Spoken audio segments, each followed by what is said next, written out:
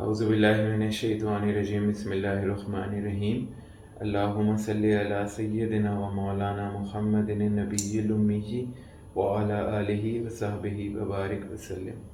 السلام علیکم خواتین و حضرات، رسول اللہ صلی اللہ علیہ وآلہ وسلم کی باتوں کا سلسلہ جاری ہے جس میں ہم آپ صلی اللہ علیہ وآلہ وسلم کی سیرت پاک کے حوالے سے گفتگو کر رہے ہیں۔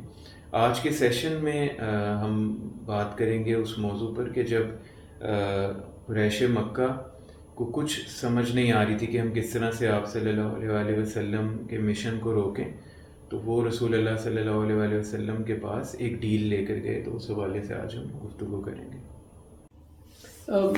حسن ہم ڈسکس کر رہے ہیں کہ رسول اللہ صلی اللہ علیہ وآلہ وسلم سے 3 سوال یہودیوں نے قریش کو بتائے اور کہا کہ تم یہ سوال پوچھو جا کر محمد بن عبداللہ صلی اللہ علیہ وآلہ وسلم سے، اگر وہ اس کا جواب دے دے تو ان کا دعویٰ سچا ہے، اور اگر نہ دے سکیں تو ان کا دعویٰ جھوٹا ہے۔ رسول اللہ صلی اللہ علیہ وسلم نے تمام سوالوں کے جواب دے دیے، نہ صرف سوالوں کے جواب بلکہ اس سے کہیں زیادہ انفارمیشن دی جتنا سوال پوچھا گیا تھا۔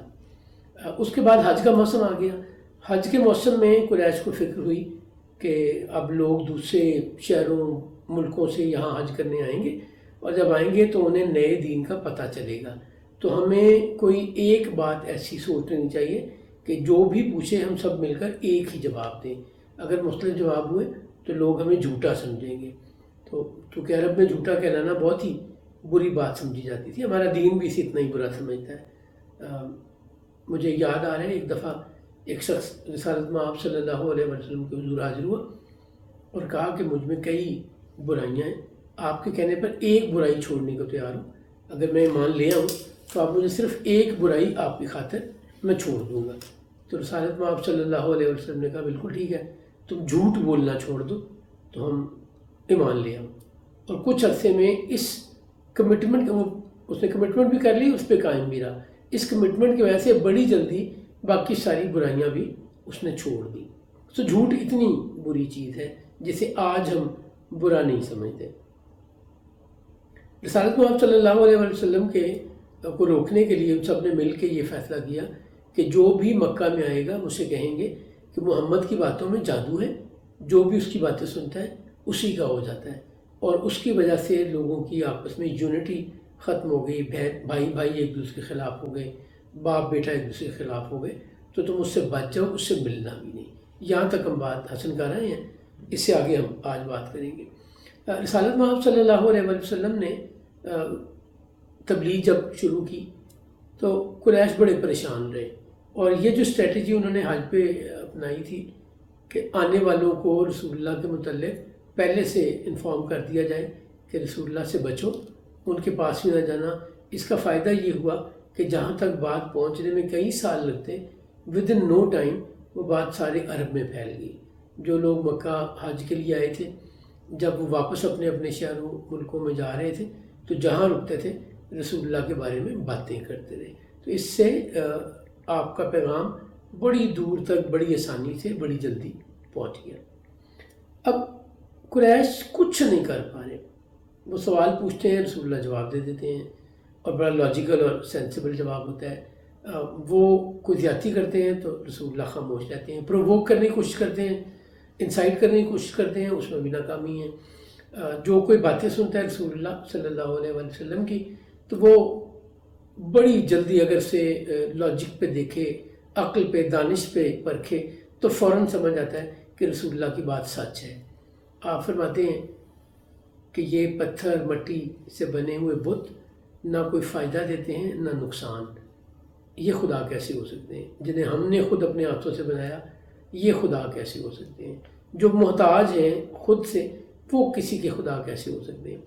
تو اب ساری اسٹریٹجی، ساری ایفرٹ، ساری مخالفت کے باوجود، ظلم و ستم کے باوجود، قریش ابھی تک ناکام ہیں رسول اللہ صلی اللہ علیہ وسلم کو روکنے میں، اس دین کو پھیلنے سے روکنے میں، اور مؤثر تبلیغ کے بدلے میں۔ تو اب انہوں نے بڑا ایک اچھوتا آئیڈیا سوچا۔ وہ رسول اللہ کے پاس آ رہے ہیں کچھ لین دین کرنے۔ قرآن کریم، اللہ کریم جبریل امین کو بھیجتا ہے رسول اللہ کے پاس اور انفارم کرتا ہے کہ میرے رسول، اب یہ دشمن آپ کے پاس آئیں گے کہ یہ کچھ لے دے کر آپ کو آپ کی راہ سے ہٹا لیں، کہیں وہ نرم پڑ جائیں اور کہیں آپ نرم پڑ جائیں، آپ ایسا نہیں کریں گے۔ پریڈکشن بھی دے رہا ہے صاحب نے قرآن کہ آپ ایسا نہیں کریں گے۔ قریش کا وفد رسول اللہ صلی اللہ علیہ وآلہ وسلم کے پاس آیا اور بڑی محبت سے، پیار سے۔ عرب میں نا ایک طریقہ تھا بات کرنے کا یا کسی کو یہ سمجھانے کا کہ وی ویلیو یو، تو وہ ان کے باپ دادا کی تعریف کیا کرتے تھے، ان کے باپ دادا کی اچھی خوبیاں بیان کیا کرتے تھے۔ تو قریش نے کہا کہ محمد، ہم تمہارے قبیلے سے واقف ہیں، ہم تمہارے دادا عبد المطلب، پردادا ہاشم، عبد مناف، قصی بڑے ذہین لوگ تھے، بڑے اچھے لوگ تھے، اور یقیناً تم بھی ان جیسے ہی ہو، بڑے سمجھدار ہو، سلاجو ہو، ایک بڑے خاندان سے تعلق رکھنے والے، بڑے قبیلے سے تعلق رکھنے والے عزت دار آدمی ہو۔ تو ہم چاہتے ہیں کہ ہم آپس کی ناچاکی، دشمنی ختم کریں۔ وہ جو ہمارا اتحاد ختم ہو گیا، ایک دوسرے سے دشمنی ہو گئی، ہم اسے واپس دوستی میں بدلنا چاہتے ہیں۔ بڑی اچھی آفر۔ رسول اللہ صلی اللہ علیہ وسلم نے فرمایا کہ میں آپ کی بات سننے کو تیار ہوں، اگر آپ کے پاس اس کا کوئی حل ہے تو بتائیے، میں تو خواہش مند ہوں کہ ہماری دوستی آپس میں اچھی ہو، تعلقات اچھے ہوں، دشمنی نہ ہو۔ تو انہوں نے کہا کہ ہمارا یہ خیال ہے کہ یا تمہارا رب سچا ہے یا ہمارے خدا سچے ہیں، تو ہم ایسا کرتے ہیں، مل کے ایک ہی خدا کی عبادت کرتے ہیں۔ رسول اللہ صلی اللہ علیہ وسلم نے ان سے پوچھا آپ کیا کہنا چاہتے ہیں؟ تو انہوں نے مزید وضاحت کرتے ہوئے کہا کہ ہم یوں کرتے ہیں کہ ایک سال ہم لات اور عزا کی، آپ اور ہم سب لوگ مل کر لات اور عزا کی عبادت کرتے ہیں۔ اگر لات اور عزا حق پر ہیں، سچے خدا ہیں، تو آپ کا بھلا ہو جائے گا، اور اگلے سال ہم سب مل کر آپ کے خدا رحمان کی عبادت کریں گے، اگر وہ سچا ہے تو اس سال ہمارا بھی فائدہ ہو جائے گا۔ تو یوں ہم آپس میں اتحاد بھی قائم ہو جائے گا اور آپ اور ہم تمام لوگ کامیاب ہو جائیں گے۔ رسول اللہ صلی اللہ علیہ وسلم نے ان سے کہا کہ میں تمہیں بتاؤں گا۔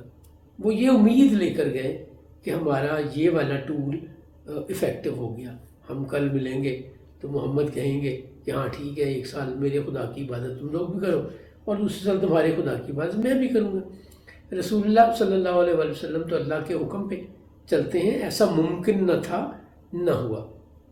اللہ کریم اس کے بارے میں بھی حکم قرآن کریم میں فرماتا ہے کہ یہ لوگ چاہتے ہیں کہ آپ اپنے سچے رب کو چھوڑ کر ان کے رب کی پیروی کریں، آپ یقیناً ایسا نہیں کریں گے۔ آپ اللہ نے تو تمام نبی رسول ہدایت کے لیے بھیجے، آپ بھی انہی میں سے ہیں، تو آپ ایسا نہیں کریں گے۔ اگلے دن جب ملے قریش رسول اللہ صلی اللہ علیہ وآلہ وسلم سے، تو آپ نے انہیں سورہ کافرون تلاوت کی، پڑھ کے سنائی۔ قُلْ يَا أَيُّهَا الْكَافِرُونَ لَا أَعْبُدُ مَا تَعْبُدُونَ وَلَا أَنْتُمْ عَابِدُونَ مَا أَعْبُدُ وَلَا أَنَا عَابِدٌ مَا عَبَدتُّمْ وَلَا أَنْتُمْ عَابِدُونَ مَا أَعْبُدُ لَكُمْ دِينُكُمْ وَلِيَ دِينِ۔ اس کا ترجمہ کرنے سے پہلے جو پچھلے سیشن میں حسن ہم بات کر رہے تھے، میں اس کی طرف توجہ دلانا چاہتا ہوں۔ آخری سٹیٹمنٹ کیا ہے اس سورہ کی؟ لَكُمْ دِينُكُمْ وَلِيَ دِينِ، تمہارے لیے تمہارا دین اور میرے لیے میرا دین۔ سرکار نے ان سے جھگڑا نہیں شروع کر دیا، اپنے حالات، واقعات، معاملات، تعداد، سچویشن دیکھ کر۔ رسول اللہ صلی اللہ علیہ وسلم سے زیادہ سچویشن کے مطابق ڈیسیژن لینے والا اس کائنات نے نہیں دیکھا۔ تو سرکار نے جو سورہ کافرون تلاوت کی، ان کے آفر کے جواب میں اللہ کے فرماتا ہے پیارے رسول آپ کہہ دیجئے ان انکار کرنے والوں سے کہ تم جس خدا کی عبادت کرتے ہو میں اس خدا کی عبادت نہیں کرتا، اور پھر پریڈکشن بھی دے دی، اور جس خدا کی میں عبادت کرتا ہوں، کرتا رہوں گا، تم اس کی عبادت نہیں کرتے رہو گے۔ میں تمہارے خدا کی عبادت نہیں کروں گا، تم میرے خدا کی عبادت نہیں کرو گے۔ تمہارے لیے تمہارا دین اور میرے لیے میرا دین۔ رسالت مآب صلی اللہ علیہ وسلم نے یہ آفر ان کی ایکسیپٹ نہیں کی۔ یہ شان نزول ہے سورہ الکافرون کا۔ تو یہ کوشش جو تھی قریش کی یا کفار کی انکار کرنے والوں کی، وہ بھی کامیاب نہیں ہوئی۔ قریش رسول اللہ صلی اللہ علیہ وسلم کو کبھی کاہن کہتے تھے، کبھی مجنون کہتے تھے۔ وہ جب ہم نے ولید بن مغیرہ اور حج کے معاملات کی حسن بات کی تھی تو اس میں ہم نے ڈیٹیل میں ڈسکس کیا تھا۔ بنی ازد شنوا ایک قبیلہ جو یمن میں آباد ہے، اس کا ایک انتہائی قابل انسان، اس کو پتہ چلتا ہے کہ مکہ میں کسی نے نبوت کا دعویٰ کیا اور اس کو یہی پیغام ملتا ہے کہ وہ مجنون ہے، دیوانہ ہے، اس پر ایول ایول فورس کا سایہ ہے۔ تو وہ اس کام کا بڑا ماہر تھا، بڑے لوگوں کو اس نے اس سے شفا دی، علاج کیا۔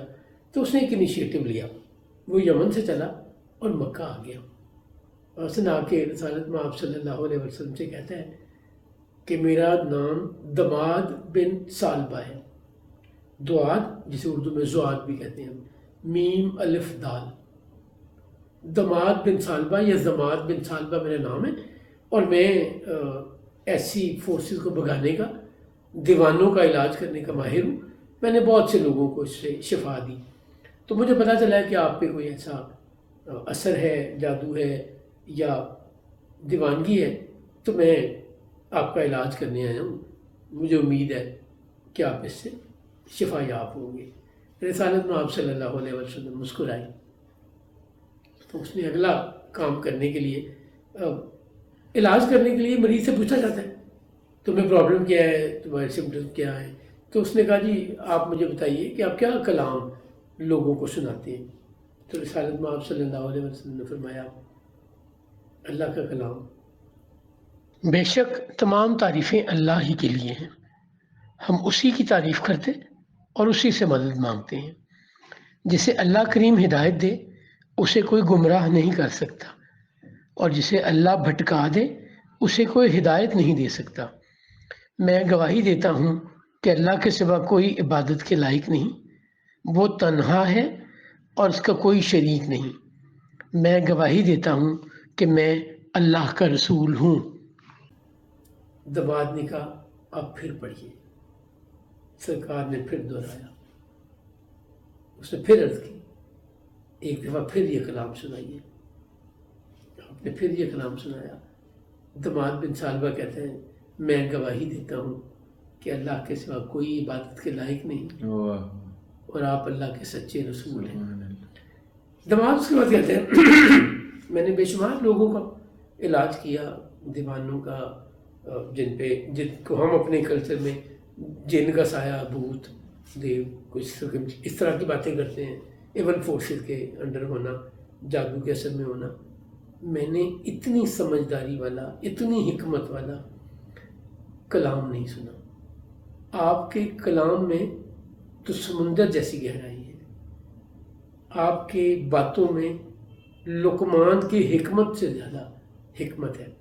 تو یہاں میں ایک چیز کلیئر کرتا چلوں، ہم ایک محاورہ یا اسٹیٹمنٹ دیتے ہیں کہ اس کا علاج تو حکیم لقمان کے پاس بھی نہیں تھا، جی اس بیماری کا علاج تو حکیم لقمان کے پاس بھی نہیں تھا۔ لقمان فزیشین والا حکیم نہیں تھا، دوائیاں دینے والا حکیم نہیں تھا، ڈاکٹر نہیں تھا، وید نہیں تھا، وہ ایک دانشور تھا۔ حکمت اور دانائی کے حساب سے اسے حکیم کہا جاتا ہے۔ جیسے جناب علامہ اقبال کو، شاعر مشرق کو کیا کہا جاتا ہے؟ جی شاعر مشرق حکیم الامت، یس امت کے حکیم۔ تو وہ پریکٹس تو نہیں کرتے تھے، کوئی دوائیاں تو نہیں بناتے تھے، کوئی پکی کوئی اور چیزیں اس قسم کی بنا کے تو نہیں دیتے تھے۔ انہوں نے مسلمانوں کو کامیابی کا راستہ دکھایا، انہوں نے مسلمانوں کو اپنی کمزوریاں واضح کی، انہوں نے اسٹیٹس کا کانسیپٹ دیا کہ مسلمانوں کے لیے اسٹیٹس ہونی چاہیے ہندوستان میں، تو وہ اس وجہ سے حکیم الامت کہلاتے ہیں۔ تو لقمان جو تھا وہ حکیم دوائیوں والا نہیں تھا، حکمت والا تھا۔ سو یہ کریکشن ہمیں کر لینی چاہیے۔ جی پوچھنا چاہ رہے ہیں؟ یہ حکیم لقمان کون سے کس عرصے میں آئے تھے، کچھ اس بارے میں ملتا ہے کہ؟ یار میں اس کو ڈھونڈوں گا، سوال اچھا آپ کا، اس وقت میرے نالج میں نہیں ہے، بٹ میں ضرور ڈھونڈوں گا۔ تو دماد بن سالبہ آخری اسٹیٹمنٹ بڑے خوبصورت دیتا ہے.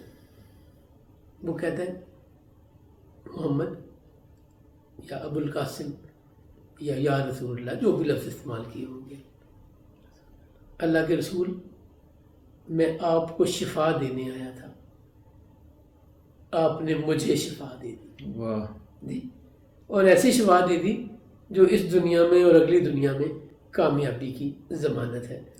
اللہ ہمیں بھی یہ شفا قبول کرنے کی توفیق عطا فرمائے. سرکار ختمی مرتبہ صلی اللہ علیہ وسلم کی زندگی پر عمل کرنا ہمارے لیے آسان ہو جائے، ہماری زندگی کا مقصد ہو جائے، اور وہی کامیابی جو رسالت میں آپ کو ملی، آپ کی سنت پر، آپ کے حکم پر، آپ کے طریقے پر، آپ کی حکمت اور دانائی پر عمل کر کے ہمیں بھی نصیب ہو جائے. جزاک اللہ.